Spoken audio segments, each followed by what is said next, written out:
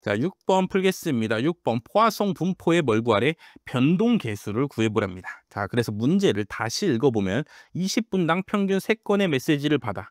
그럼 1시간 동안 받는 문자 메시지의 수가 포화송 분포를 따른 확률 변수 x일 때 x의 변동 계수는 어떻게 구해? 표준 편차를 뭘로 나눠? 평균으로 나눠서 구하죠. 그리고 또 포화송 분포에 대해서는 내가 또 뭘 알고 있어? 평균과 분산이 같다고. 그렇죠. 평균이 람다인데 분산도 람다인 분포가 뭐야? 포화송 분포죠.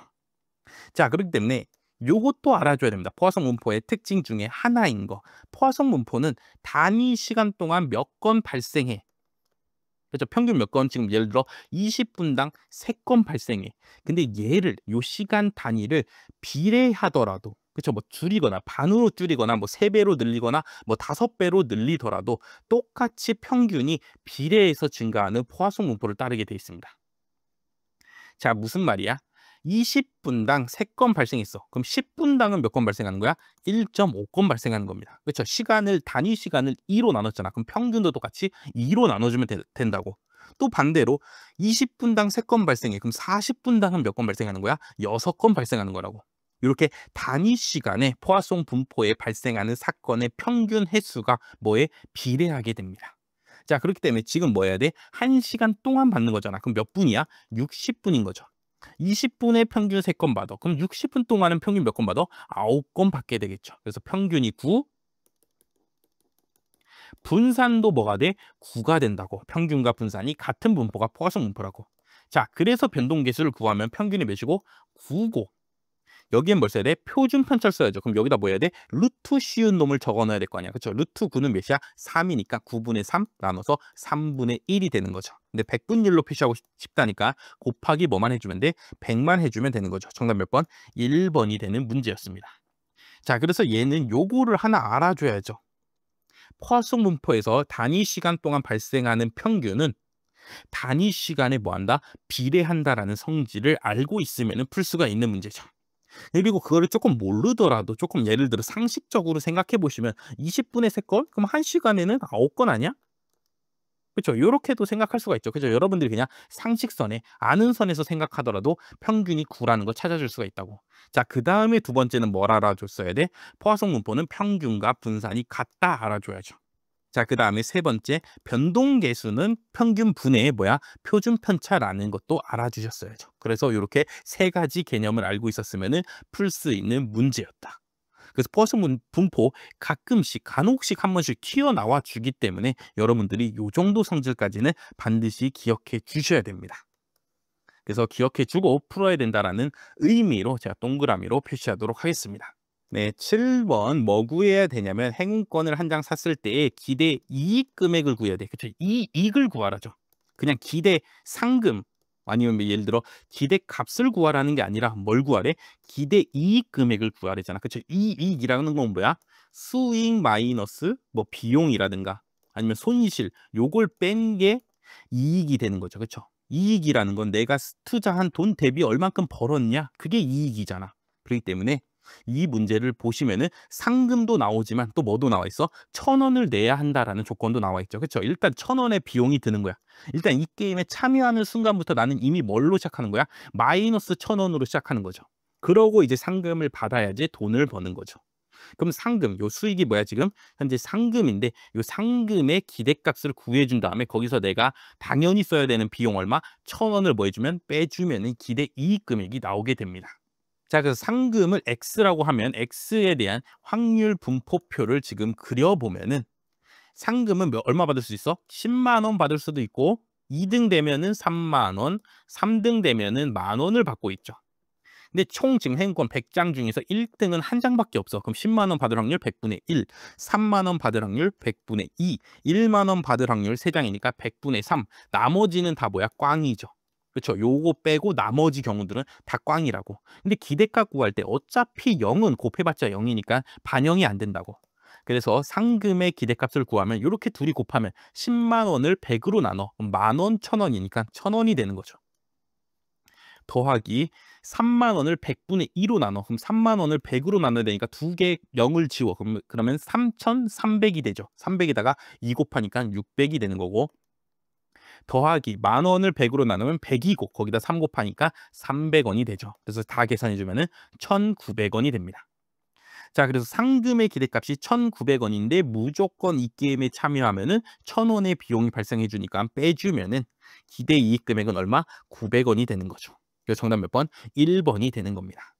그래서 요 기대 이익 금액, 이익이라고 적혀 있으니까 이 이익이란 무엇인가? 그렇죠. 여러분들이 알고 있는 거 있잖아요. 이 이익은 내가 투자한 돈에서 번 돈이 있으면 번 돈에서 내가 투자한 돈 빼면은 그게 이익이잖아. 그래서 그거를 생각하셔서 푸시면은 충분히 쉽게 풀 수 있는 문제였습니다. 그 기대 이익 금액이 얼마야? 지금 900원이니까 당연히 이 게임은 뭐 해야 돼? 해야죠. 한 번 할 때마다 내가 900원을 버는 거야.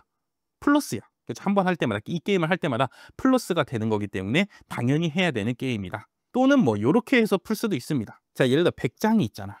내가 이 게임에 100번 참여해.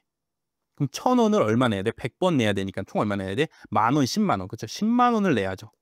이 게임에 있는 100장의 행운권을 다 사는 거야, 내가. 10만 원 주면 다 살 수 있잖아. 자, 그러고 나면은 내가 1, 2, 3등 다 뭐해? 다 당첨되게 되겠죠. 100장을 다 샀으니까. 그 10만 원, 여기 6만 원, 여기 3만 원 하니까 내가 19만 원이 당첨될 거 아니야. 다 100장 사면은 다 당첨되니까. 그래서 내가 총 이익이 얼마가 돼? 9만 원이 되는 거죠. 근데 100장에 대한 9만 원이니까 요거를 100으로 나누면 몇이야? 900이 되는 거죠. 그래서 900원이다 하고 푸셔도 되는 겁니다. 그렇죠. 그럼 당연히 이 게임 뭐야겠어? 해야 된다라는 생각이 들죠. 그렇죠. 다 사는데 10만 원. 근데 무조건 19만 원 100% 확률로 벌 수 있어. 그럼 당연히 해야 되는 게임인 거죠. 그렇죠.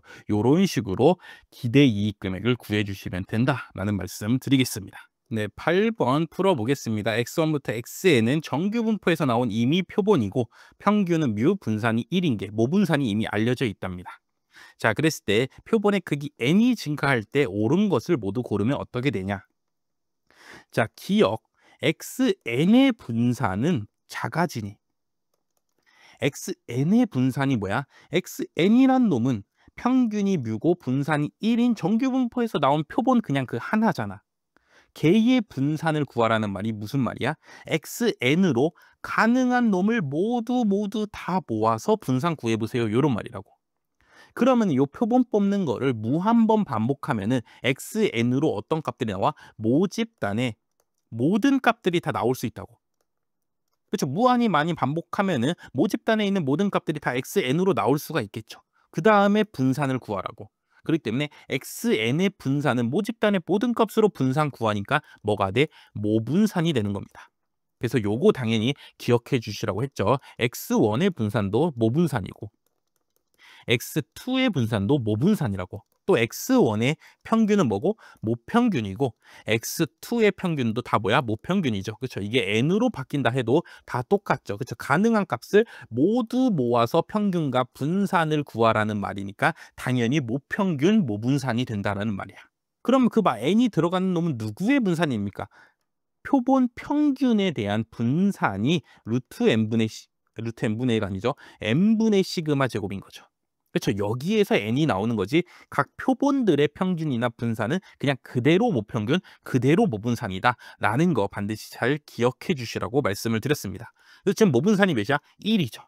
그렇기 때문에 n이 아무리 증가하더라도 1은 변함이 있어 없어? 없죠. 그렇기 때문에 작아진다라는 말이 틀리게 됩니다. 그렇죠. 변함이 없다가 맞는 말이죠. 1로 고정되어 있다가 맞는 말이라고. 자, 다음에 니은 모평균 뮤에 대한 신뢰 구간의 길이는 짧아지니 신뢰 구간의 길이 어떻게 구한다고? 2 곱하기 z2분의 알파 곱하기 루트 n분의 시그마인데 지금 분산이 1이니까 그냥 1 이렇게 해서 구해주면 되죠.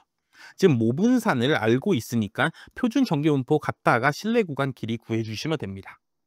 자, 이랬을 때 다른 조건은 변함이 없고 n만 뭐 한다고? 지금 커지고 있다고. n이 증가하고 있다고. 그럼 n이 지금 어디 있어? 분모에 있잖아. 그럼 전체 값은 어떻게 되는 거야? 줄어드는 거죠. 그래서 신뢰 구간의 길이는 짧아진다라는 니은 문장이 뭐가 돼? 맞는 문장이 됩니다. 되죠. 요거는 많이 여러분들이 신뢰 구간의 길이 단원에서 많이 뭐 풀어보셨기 때문에 풀어본 성질이기 때문에 쉽게 찾을 수가 있을 겁니다. 자, 이제 디귿 풀어보겠습니다. 요 디귿이 약간 논란이 있습니다. 왜냐하면 요 문제 정답 몇 번이야? 3번이라죠. 그럼 디귿이 무슨 문장이야? 맞는 문장이란 소리인데 어떤 특수한 경우에는 얘가 무슨 문장이냐면 얘가 틀린 문장이 될 수도 있습니다. n이 증가할 때 검정력이 증가하냐 알아보래.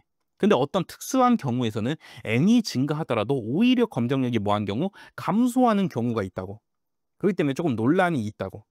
자, 그래서 일반적인 상황에서는 당연히 디귿이 맞는 문장이지만 디귿이란 설명이 맞으려면은 모든 상황에서 다 성립해야지 맞는 문장이 되는 거잖아. 근데 특수한 상황에서 안 되면은 발레가 존재하는 거기 때문에 저는 디귿이 틀렸다고 생각해. 그래서 정답이 1번이 돼야 된다고 생각하는데 어쨌든 뭐 2013년 7급에서는 정답이 3번으로 발표됐고 그리고 뭐 아무도 이의 제기를 하지 않아서 그냥 3번 정답으로 끝났습니다. 근데 요즘에 다시 이런 문제가 또 나온다면은 이의 제기를 한다면은 1번도 정답이 될 수 있다라는 말씀을 드리면서 자, 첫 번째로 왜 디귿이 정답인가를 한번 설명을 드리고 그다음에 디귿이 안 되는 특수한 상황에 대해서도 한번 설명을 드려보도록 하겠습니다.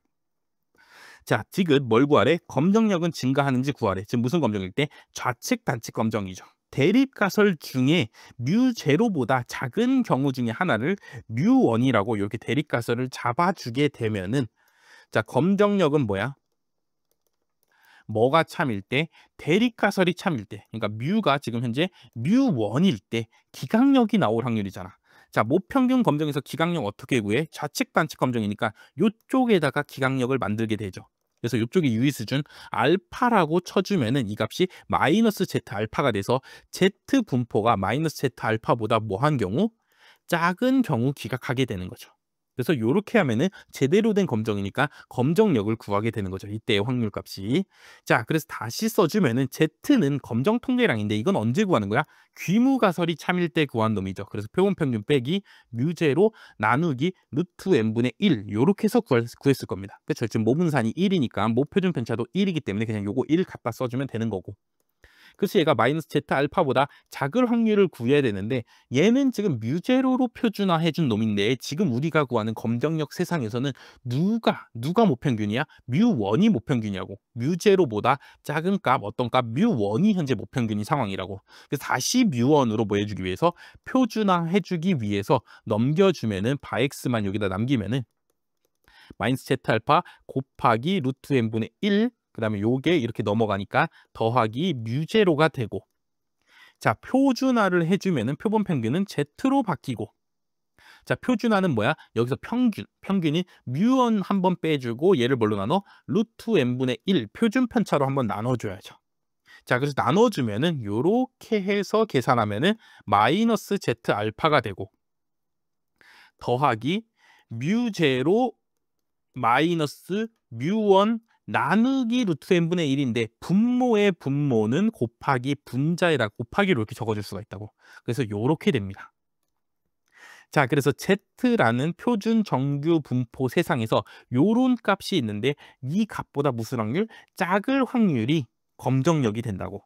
그래서 얘는 어쨌든 알파가 뭐 0.055%든 뭐 10%든 고정되어 있으면 어쨌든 얘는 고정된 값이니까 n이 변하더라도 뭐에 영향을 끼치지가 않죠. 그럼 요 부분을 보면은 뮤제로는 뮤1보다 뭐에 크죠. 그렇기 때문에 이 값이 뭐가 돼? 플러스가 되죠. 그러고 나서 n이 커지면 커질수록 이 값 전체가 뭐가 되겠어? 플러스니까 계속해서 커지겠죠. 그래서 원래는 이것보다 작을 확률이 검정력이었는데 1-베타 검정력이었다고. 근데 n이 커지면은 이 값이 플러스가 더 커지니까 더 이쪽으로 이동하겠죠. 그렇죠? 우측으로 이동한 다음에 이 값보다 작을 확률을 계산해 하세요 하니까 이만큼이 검정력이 돼버린다고. 되죠. 그렇기 때문에 n이 커질수록 검정력은 증가한다. 이렇게 보니까 뭐에? 맞는 설명이 되는 거죠. 그래서 디귿이 맞다 해서 정답이 원래 3번으로 발표된 문제라고. 자, 근데 요 문제를 계속해서 또 파고들다 보니까 자, 요런 상황이 있는 겁니다. 자, 지금 상황 기억해 주시고 자, 이런 거야.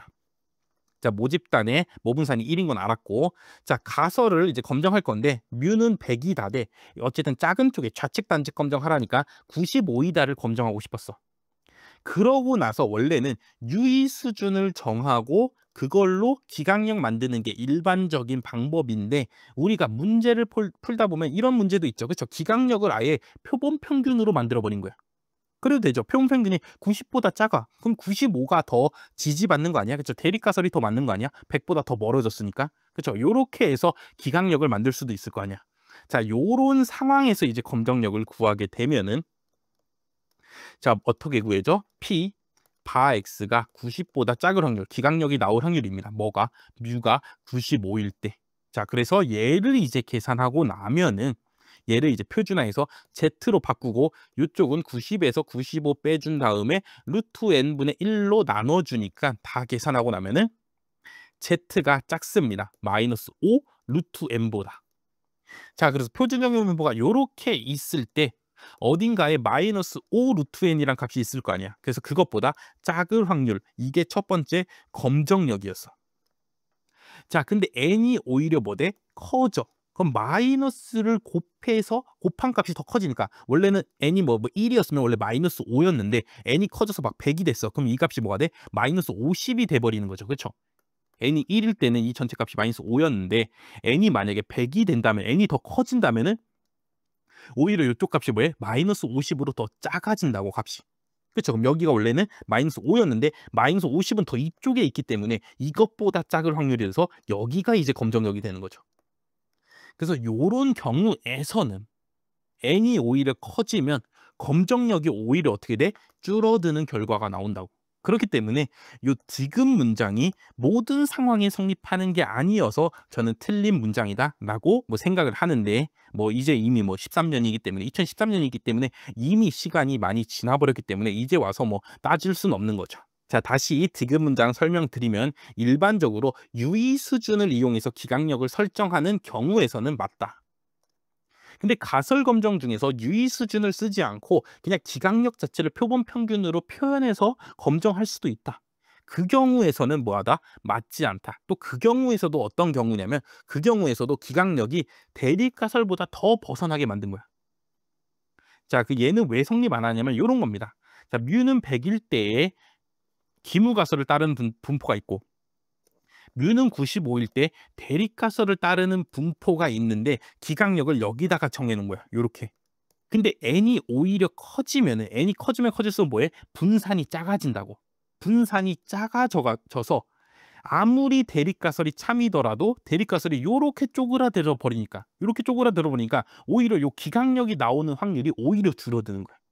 무슨 상황이라고? 오히려 n이 커져 버려서 오히려 지금 기무가설과 대립가설이 이렇게 너무 분산이 작아지니까 분산이 작아서 값이 모이게 되면은 애초에 기각력이 나올 확률이 엄청나게 희박해져 버린다고.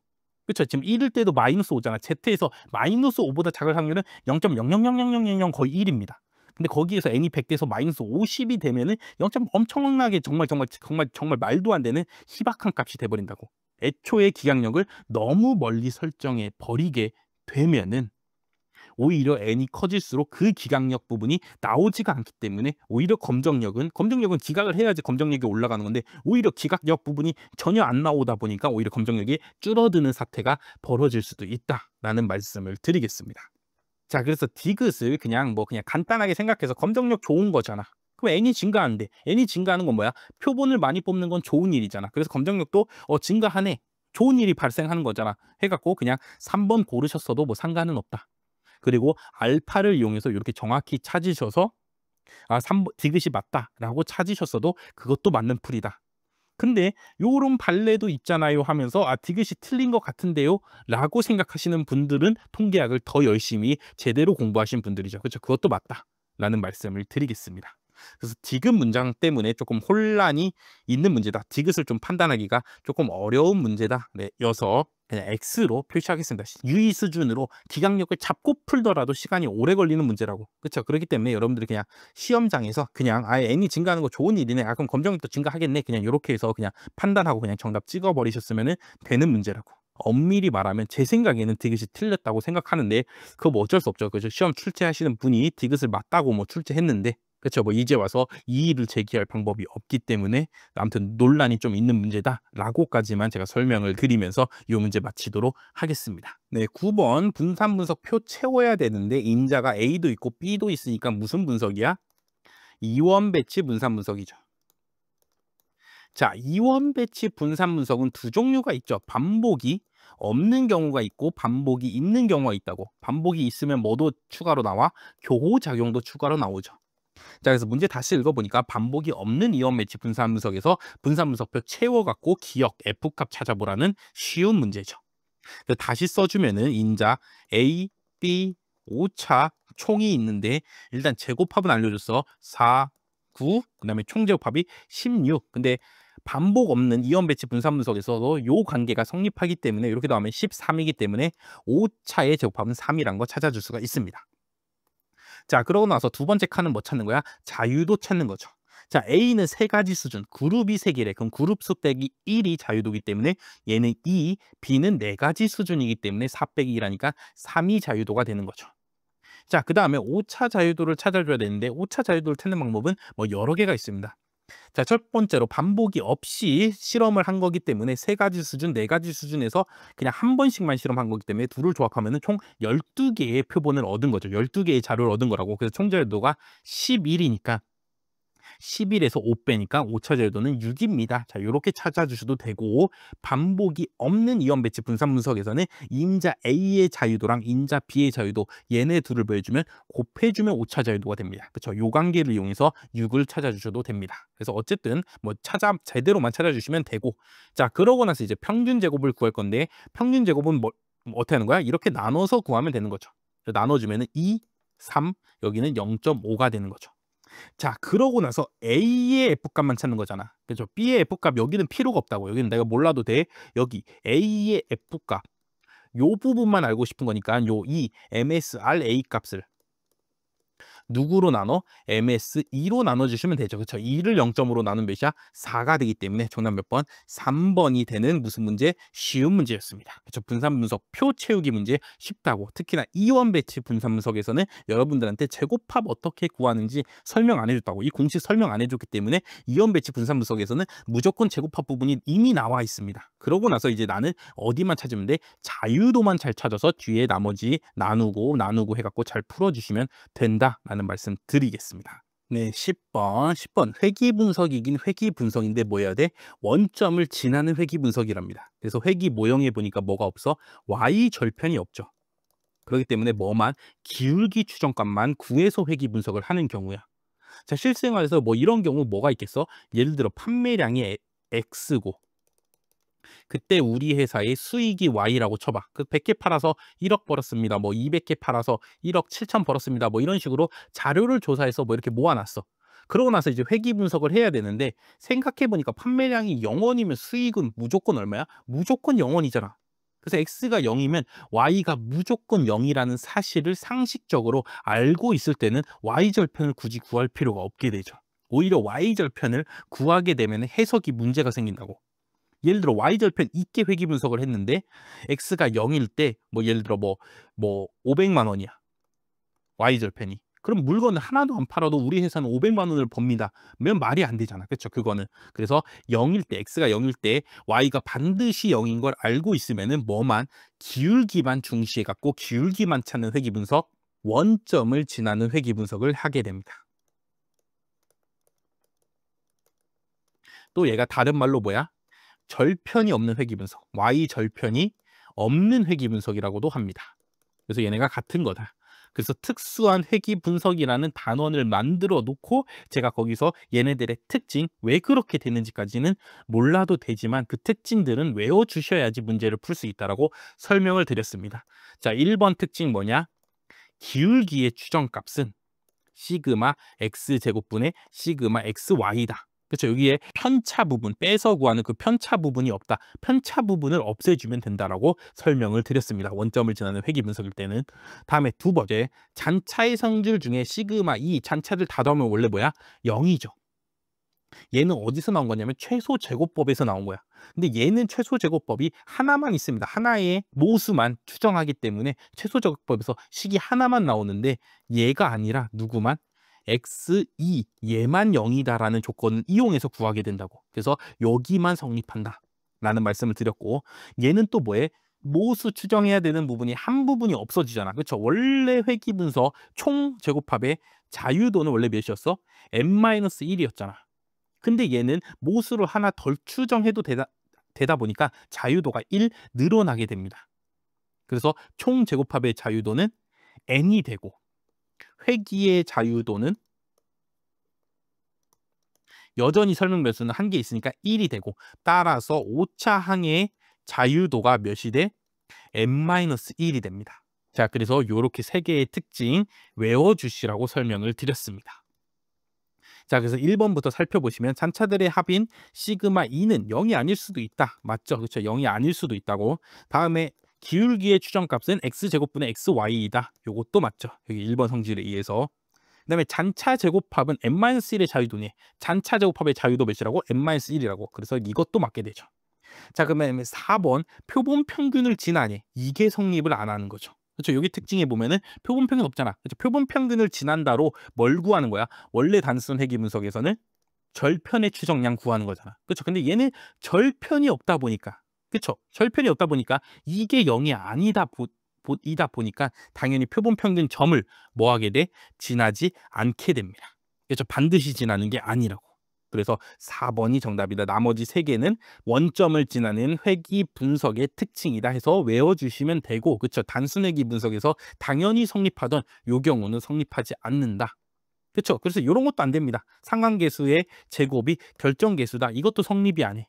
그렇죠. 원점을 지나는 회귀 분석에서는 이런 단순 회귀 분석에서 성립하던 것들이 성립을 안 하게 됩니다. 그래서 얘네들만 성립하더라라는 거 외워주셨으면 풀 수 있는 문제인데, 당연히 특수한 회귀 분석 조금 어려운 부분이기 때문에 뭐 쉽게 풀 수 있는 부분은 아니었다라고 설명을 드리겠습니다.